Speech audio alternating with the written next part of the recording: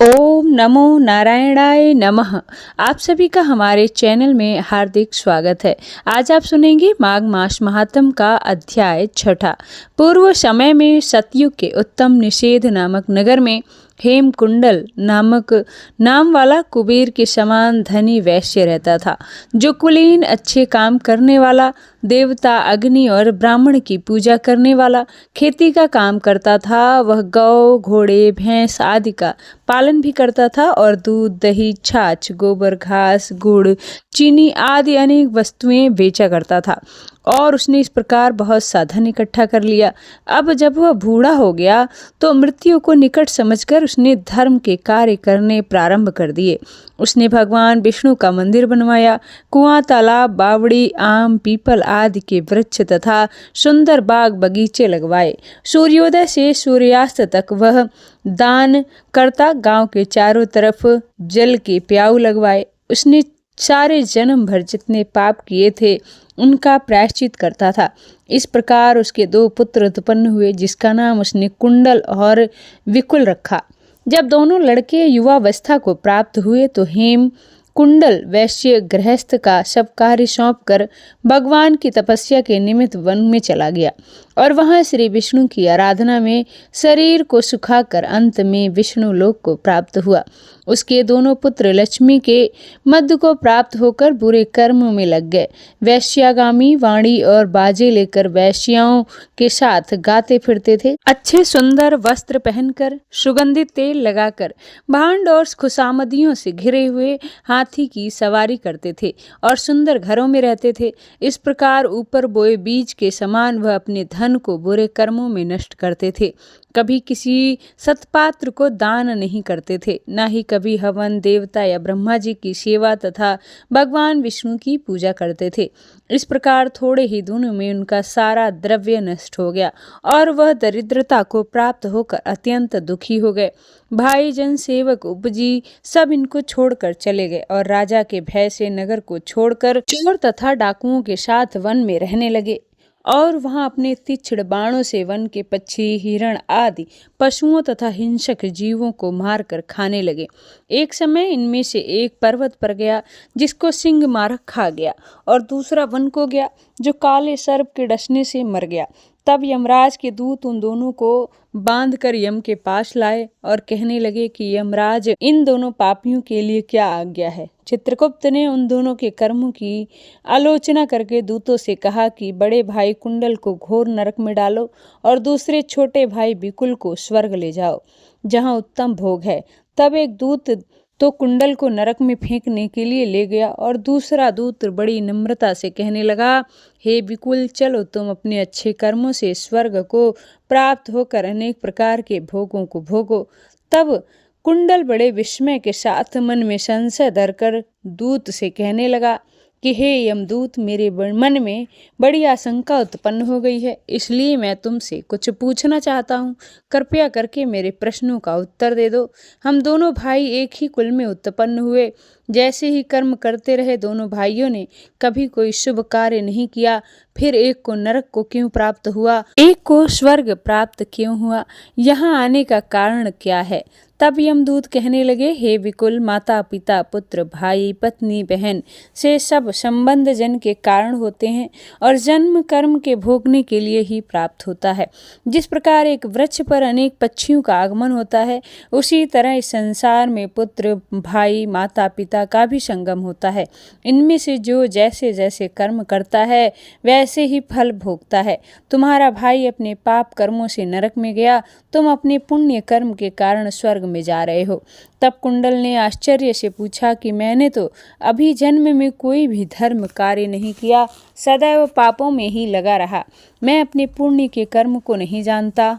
यदि तुम मेरे पुण्य के कर्म को जानते हो तो कृपया करके बताओ।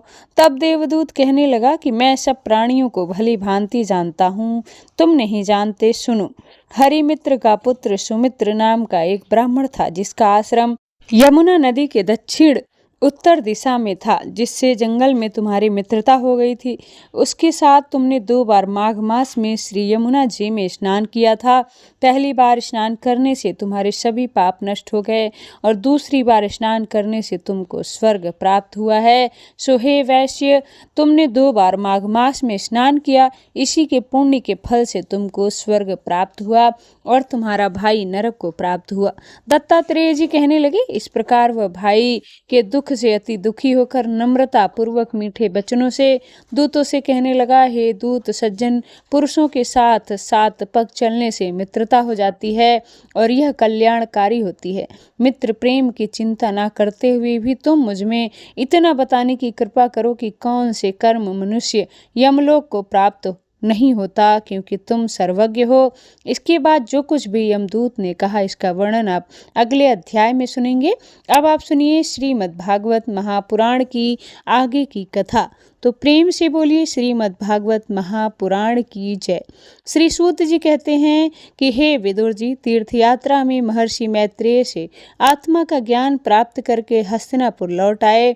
उन्हें जो कुछ जानने की इच्छा थी वह पूर्ण हो गई थी।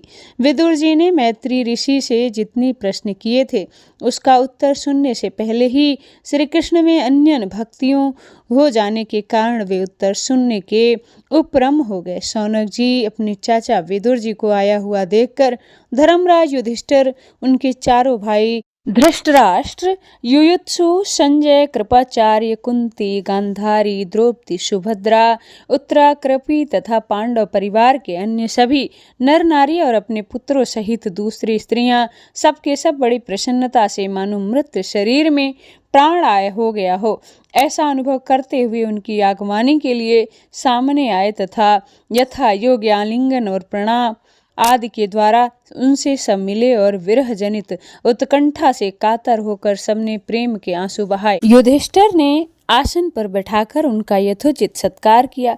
जब वे भोजन एवं विश्राम करके सुखपूर्वक आसन पर बैठे थे, तब युधिष्ठिर ने विनय से सर झुककर सबके सामने उनसे कहा। युधिष्ठिर ने कहा, चाचा जी, जैसे पक्षी अपने अंडों को पंखों की छाया के नीचे रखकर उन्हें सेता और बढ़ाते हैं, वैसे ही आपने अत्यंत वात्सल्य से अपने कर कमलों की छत्र छाया में हम लोगों को पाला और पोसा है।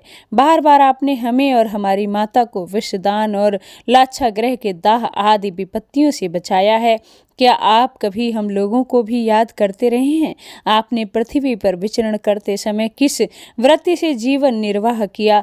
आपने पृथ्वी तल पर किन किन तीर्थों और मुख्य क्षेत्रों का सेवन किया? प्रभु, आप जैसे भगवान के प्यारे भक्त स्वयं ही तीर्थ स्वरूप होते हैं। आप लोग अपने हृदय में विराजमान भगवान के द्वारा तीर्थों को भी महातीर्थ बनाते हुए विचरण करते हैं। चाचा जी, आप तीर्थ यात्रा करते हुए द्वारका भी अवश्य गए होंगे। वहाँ हमारे सुहृदय एवं भाई बंधु यादव लोग, जिनके एकमात्र आराध्य देव श्री कृष्ण हैं, अपनी नगरी में सुख से तो है ना? यदि आपने जाकर देखा नहीं होगा तो सुना तो अवश्य ही होगा। युधिष्ठिर के इस प्रकार पूछने पर विदुर जी ने तीर्थों और यदुवंशियों के संबंध में जो कुछ देखा, सुना और अनुभव किया था वह सब क्रम से बता दिया। केवल यदुवंश के विनाश की बात नहीं कही। करुण हृदय विदुर जी पांडवों को दुखी नहीं देख सकते थे, इसलिए उन्होंने यह प्रिय एवं असहाय घटना पांडवों को नहीं सुनाई, क्योंकि वह तो स्वयं ही प्रकट होने वाली थी। पांडव विदुर जी का देवता के समान सेवा सत्कार करते थे। वे कुछ दिनों तक अपने बड़े भाई धृतराष्ट्र की कल्याण की कामना से लोगों को प्रसन्न करते हुए सुखपूर्वक हस्तिनापुर में ही रहे। विदुर जी तो साक्षात धर्मराज थे।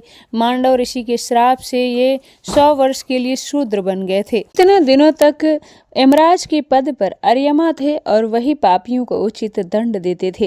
राज्य प्राप्त हो जाने पर अपने लोकपालों सरीखे भाइयों के साथ राजा युधिष्ठिर वंशधर परीक्षित को देखकर अपनी अतुल संपत्ति से आनंदित रहने लगे। इस प्रकार पांडव गृहस्थ के काम धंधों में रम गए और उन्हीं के पीछे एक प्रकार से यह बात भूल गए कि अनजान में ही हमारा जीवन मृत्यु की ओर जा रहा है। अब देखते ही देखते उनके सामने वह समय आ गया जिससे कोई टाल नहीं सका। परंतु विदुर जी ने काल की गति को जानकर अपने बड़े भाई धृतराष्ट्र से कहा, महाराज देखिए, अब बड़ा भयंकर समय आ गया है, झटपट यहाँ से निकल चलिए। हम सब लोगों के सिर पर वह सर्वसमर्थ काल मंडराने लगा है, जिसके टालने का कहीं भी कोई उपाय नहीं है। काल के वशीभूत होकर जीव का अपने प्रियतम प्राणों से भी बात ही बात में वियोग हो जाता है। फिर धन जन आदि दूसरी वस्तुओं की बात ही क्या है। आपके चाचा, ताऊ, भाई, सगे संबंधी और पुत्र सभी मारे गए। आपकी उम्र भी ढल चुकी है, शरीर बुढ़ापे का शिकार हो गया है, आप पराये घर में पड़े हुए हैं। ओह, इस प्राणी को जीवित रहने की कितनी प्रबल इच्छा होती है। इसी के कारण तो आप भीम का दिया हुआ टुकड़ा खाकर कुत्ते का जीवन बिता रहे हैं। जिनको आपने आग में जलाने की चेष्टा की, विष देकर मार डालना चाहा, भरी सभा में जिनकी विवाहिता पत्नी को अपमानित किया, जिनकी भूमि और धन छीन लिए, उन्हीं के अन्न से पले हुए प्राणों को रखने में क्या गौरव है। आपके अज्ञान की हद हो गई है। अब आप और जीना चाहते हैं, परंतु आपके चाहने से क्या होगा। पुराने वस्त्र की तरह बुढ़ापे से गला हुआ आपका शरीर आपके न चाहने पर भी क्षीण होता जा रहा है। आप इस शरीर से आपका कोई स्वार्थ साधने वाला नहीं है। इसमें फंसिए मत, इसकी ममता का बंधन काट डालिए। जो संसार के सगे संबंधियों से अलग रहकर उनके अनजाने में अपने शरीर का त्याग करता है, वही धीर कहा गया है। चाहे अपनी समझ से हो या दूसरे के समझाने से, जो इस संसार को दुख रूप समझकर इससे विरक्त हो जाता है और अपने अंतःकरण को वश में करके हृदय में भगवान को धारण कर संन्यास के लिए घर से निकल पड़ता है, वही उत्तम मनुष्य है। इसके आगे जो समय आने वाला है वह मनुष्यों के गुणों को घटाने वाला होगा। इसलिए आप अपने कुटुंबियों से छिपकर उत्तराखंड में चले जाइए। अब जब छोटे भाई विदुर ने अंधे राजा धृतराष्ट्र को इस प्रकार समझाया, तब उनकी प्रज्ञा के नेत्र खुल गए। वे भाई बंधुओं के सहृदय स्नेह पासों को काटकर अपने छोटे भाई विदुर के दिखाए हुए मार्ग से निकल पड़े। जब परम पतिव्रता सुबल नंदिनी गांधारी ने देखा कि मेरे पति देव तो उस हिमालय की यात्रा कर रहे हैं जो सन्यासियों को वैसे ही सुख देता है जैसे वीर पुरुषों को लड़ाई के मैदान में अपने शत्रुओं के द्वारा किए हुए न्यायोचित प्रहार से होता है, तब वे भी उनके पीछे पीछे चल पड़ी। अजात शत्रु युधिष्ठिर ने प्रातःकाल संध्या वंदन तथा अग्निहोत्र करके ब्राह्मणों को नमस्कार किया और उन्हें तिल, गौ, भूमि और स्वर्ण का दान दिया। इसके बाद जब वे गुरुजनों की चरण वंदना के लिए राजमहल में गए, तब उन्हें धृतराष्ट्र, विदुर, गांधारी के दर्शन नहीं हुए। युधिष्ठिर ने उद्विग्न चित्त होकर वहीं बैठे हुए संजय से पूछा, संजय, मेरे वे वृद्ध और नेत्रहीन पिता धृतराष्ट्र कहाँ हैं? पुत्र शोक से पीड़ित दुखिया माता गांधारी और मेरे परम हितैषी चाचा विदुर जी कहाँ चले गए? ताऊ जी अपने पुत्र और बंधु बांधवों के मारे जाने से दुखी थे। मैं बड़ा मंद बुद्धि हूँ, कहीं मुझसे किसी अपराध की आशंका करके वे माता गांधारी सहित गंगा जी में तो नहीं कूद पड़े? जब हमारे पिता पांडवों की मृत्यु हो गई थी और हम लोग नन्हे नन्हे बच्चे थे, तब इन्हीं दोनों चाचाओं ने हमें बड़े दुखों से बचाया था। वे हम पर बड़ा ही प्रेम रखते हैं। हाय, यहाँ से वे कहाँ चले गए? श्री सूत जी कहते हैं, संजय अपने स्वामी धृतराष्ट्र को ना पाकर कृपा और स्नेह की विकल से अत्यंत ही पीड़ित और विरह आतुर हो रहे थे। वे युधिष्ठिर को कुछ उत्तर ना दे सके। फिर धीरे धीरे बुद्धि के द्वारा उन्होंने अपने चित्त को स्थिर किया, हाथों से आंखों के आंसू पूछे और अपने स्वामी धृतराष्ट्र के चरणों का स्मरण करते हुए युधिष्ठिर से कहा। संजय बोले, हे कुलनंदन, मुझे आपके दोनों चाचा और गांधारी के संकल्प का कुछ भी पता नहीं। हे महाबाहु, मुझे तो उन महात्माओं ने ठग लिया। संजय इस प्रकार कह ही रहे थे कि देवर्षि नारद वहां आ पहुंचे। महाराज युधिष्ठिर ने भाइयों सहित उठकर उन्हें प्रणाम किया और उनका सम्मान करते हुए बोले। युधिष्ठिर ने कहा, भगवान, मुझे अपने दोनों चाचाओं का पता नहीं लग रहा। न जाने वे दोनों पुत्र के शोक से व्याकुल तपस्विनी माता गांधारी यहाँ से कहाँ चले गए। भगवान, अपार समुद्र में कर्णधार के समान आप ही हमारे पारदर्शक हैं। तब भगवान के परम भक्त भगवान में देवर्षि नारद ने कहा, धर्मराज, तुम्हारी किसी के लिए शोक मत करो, क्योंकि तुम्हारा यह सारा जगत ईश्वर के बस में है। सारे लोक और लोककाल विवश होकर ईश्वर की ही आज्ञा का पालन कर रहे हैं। वही एक प्राणी दूसरे से मिलता है और उन्हें अलग कराता है। किसी भी अवस्था में मोहजन्य आसक्ति के अतिरिक्त वे शोक करने योग्य नहीं हैं। इसलिए हे धर्मराज, वे दीन दुखी चाचा चाची असहाय अवस्था में मेरे बिना कैसे रहेंगे? इस अज्ञानजन्य मन की विकलता को छोड़ दो। यह 5 भौतिक शरीर काल, कर्म और गुणों के वश में है। एक जीव दूसरे जीव के जीवन का कारण हो रहा इन समस्त रूपों में जीवों के बाहर और भीतर वही एक स्वयं प्रकाश भगवान, जो संपूर्ण आत्माओं के आत्मा है, माया द्वारा अनेकों प्रकार से प्रकट हो रहे हैं। तुम केवल उन्हीं को देखो। महाराज, समस्त प्राणियों को जीवन दान देने वाले वे ही भगवान इस समय इस पृथ्वी तल पर देवद्रोहियों का नाश करने के लिए काल रूप से अवतरित हुए हैं। अब वे देवताओं का कार्य पूरा कर चुके हैं। थोड़ा सा काम और शेष है, उसी के लिए वे रुके हुए हैं। जब तक वे प्रभु यहाँ हैं तब तक तुम लोग भी उनकी प्रतीक्षा करते रहो।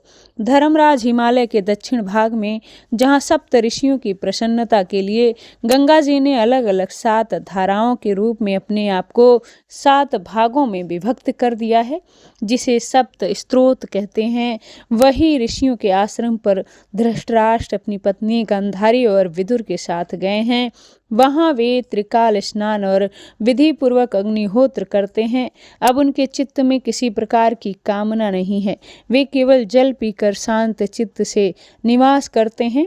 आसन जीत कर प्राणों को वश में करके उन्होंने अपनी 6 इंद्रियों को विषयों से लौटा लिया है। अतः तुम उनके मार्ग में विघ्न रूप मत बनना। धर्मराज, आज से 5वें दिन वे अपने शरीर का परित्याग कर देंगे और वह जल कर भस्म हो जाएंगे। ग्रह पत आदि अग्नियों के द्वारा पर्णकुटी के साथ अपने पति के मृत देह को जलते देखकर बाहर खड़ी हुई साध्वी गांधारी भी पति का अनुगमन करती हुई उसी आग में प्रवेश कर जाएंगी। धर्मराज, विदुर जी ने अपने भाई का आश्चर्य में मोक्ष देखकर हर्षित और वियोग देखकर दुखित होते हुए वहां से तीर्थ सेवन के लिए चले जाएंगे। देवर्षि नारद यूं कहकर नारायण नारायण कहते हुए स्वर्ग को चले गए। धर्मराज युधिष्ठिर ने अनेक उपदेशों को हृदय में धारण करके शोक को त्याग दिया। श्री सूत जी कहते हैं, स्वजनों से मिलने और पुण्य श्लोक भगवान श्री कृष्ण अब क्या करना चाहते हैं, यह जानने के लिए अर्जुन द्वारका गए हुए थे। कई महीने बीत जाने पर अर्जुन वहां से लौटकर नहीं आए। धर्मराज युधिष्ठिर को बड़े भयंकर अपशकुन दिखने लगे। उन्होंने देखा काल की गति बड़ी विकट हो गई है। जिस समय जो ऋतु होनी चाहिए उस समय वह नहीं होती और उनकी क्रियाएं भी उल्टी ही होती हैं। जो लोग बड़े क्रोधी, लोभी और असत्य परायण हो गए हैं, अपने जीवन निर्वाह के लिए लोग पाप पूर्ण व्यापार करने लगे हैं। सारा व्यवहार कपट से भरा हुआ होता है। यहाँ तक कि मित्रता में भी छल मिलता रहता है। माता पिता, सगे संबंधी, भाई और पत्नी में भी झगड़ा आदि अधर्म से अभिभूत हो गया है और प्रकृति में भी अत्यंत अरिष्ट सूचक अपशगुन होने लगे हैं। यह सब देखकर युधिष्ठिर ने अपने छोटे भाई भीमसेन से कहा, भीमसेन, अर्जुन को हमने द्वारका इसलिए भेजा था कि वह वहां जाकर पुण्य श्लोक भगवान श्री कृष्ण क्या कर रहे हैं इसका पता लगाए और संबंधियों से मिलकर भी आए। तब तक 7 महीने बीत गए, किंतु तुम्हारे छोटे भाई अब तक नहीं लौटे। मैं ठीक ठीक समझ नहीं पाता हूँ कि उनके न आने का क्या कारण है। कहीं देवर्षि नारद के द्वारा बताया हुआ वह समय तो नहीं आ पहुँचा जिसमें भगवान श्री कृष्ण अपनी लीला विग्रह का संवरण करना चाहते हैं। उन्हीं भगवान की कृपा से हमें यह संपत्ति, राज, स्त्री, प्राण, कुल, संतान, शत्रुओं पर विजय और स्वर्ग आदि लोकों का अधिकार प्राप्त हुआ है। भीमसेन, तुम तो मनुष्यों में व्याघ्र के समान बलवान हो, तो देखो तो सही, आकाश में उल्कापात आदि, पृथ्वी में भूकंप आदि और शरीर में रोग आदि कितने भयंकर अपशगुन हो रहे हैं। इनसे इस बात की सूचना मिलती है कि शीघ्र ही हमारी बुद्धि को मुंह में डालने वाला कोई उत्पात होने वाला है। प्यारे भीमसेन, मेरी बाई, जांघ, आंख और भुजा बार बार फड़क रही है। हृदय जोर जोर से धड़क रहा है। अवश्य ही बहुत जल्दी कोई अनष्ट होने वाला है। शौनक जी कहते हैं, राजा युधिष्ठिर इन भयंकर उत्पातों को देखकर मन ही मन चिंतित हो रहे थे। द्वारका से लौटकर अर्जुन आ गए। युधिष्ठिर ने देखा अर्जुन इतने आतुर हो रहे हैं जितने पहले कभी नहीं देखे गए। मुंह लटका हुआ, कमल शरीर, नेत्रों में आंसू बह रहे हैं और शरीर में बिल्कुल कांति नहीं है। उनको इस रूप में अपने चरणों में पड़ा हुआ देखकर युधिष्ठिर घबरा गए। देवर्षि नारद की बातों को याद करके उन्होंने सुहृदय के सामने ही अर्जुन से पूछा कि युधिष्ठिर ने कहा, भाई द्वारकापुरी में हमारे स्वजन संबंधी आदि सब कुशल से तो है ना? हमारे माननीय नाना शूरसेन जी प्रसन्न है ना?